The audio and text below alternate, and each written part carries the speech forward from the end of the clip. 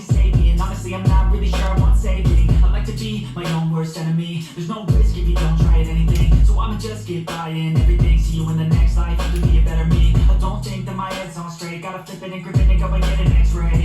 What's wrong with me? I just feel weight pushing on my chest and it's squeezed till I suffocate.